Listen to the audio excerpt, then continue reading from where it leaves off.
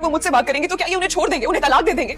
इसका भी नहीं होगी। कैसे हो सकता है तुमसे बात करने पर किसी को तलाक हो जाए, दे दी जाए? उससे कहो कि सबके सामने मुझसे माफी मांगे। तो फिर पूछे उमर से कि इसने क्यों मना किया मरियम को कि वो मुझसे बात ना करे। जब तक वो मुझसे माफी नहीं मांगती ना। अगर ऐसी बात नहीं है, उमर का मरियम को इस बात के लिए मना करना कि वो सुंदस से बात ना करे, सुंदस को ये बात बहुत बुरी लगेगी और वो इस बात की शिकायत बड़े बाबा से करेगी और यही कहेगी कि आखिर ऐसा कैसे हो सकता है कि अगर कोई मुझसे बात करे तो उसे इस घर से ही निकाल दिया जाए या तलाक दे दी जाए। तो ये सुनकर बड़े बाबा भी हैरान होंगे और यही कहेंगे कि आखिर तुम क्या कह रही हो, ऐसा कैसे हो सकता है।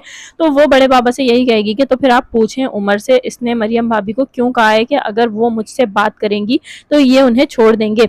और ये बात सुनकर बड़े बाबा भी हैरान और परेशान रह जाएंगे और ऐसे में हम देखेंगे कि बड़े बाबा उमर को ही डांटेंगे और उससे यही कहेंगे कि तुम्हारी जरूरत कैसे हुई कि तुम मरियम से इस तरह की बात करो, तुम्हें ऐसी बात अपने मुंह से निकालनी नहीं चाहिए। दूसरी जानिब हम देखेंगे कि उमर को इस सारे सिचुएशन के बाद बहुत गुस्सा आएगा और वो मरियम के पास जाकर उस पर अपना गुस्सा निकालेगा और उससे यही कहेगा कि तुम्हारी वजह से आज मेरी इतनी इंसल्ट हुई है।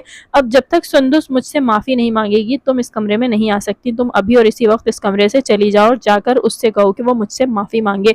यहाँ पर मरियम भी परेशान हो जाएगी क्योंकि उसने तो सुंदस से ऐसा कुछ नहीं कहा था कि वो सबके सामने ही सारी बात लेकर आए। अब जबकि सुंदस ने ऐसा कर ही दिया है तो यहाँ मरियम को मजीद परेशानियां उठानी पड़ रही हैं और उमर उसे और भी ज्यादा धमकियां देता हुआ नजर आ रहा है। तो देखते हैं कि सुंदस मरियम का मसला हल कर पाती है या फिर उसे और भी ज्यादा उलझा देगी।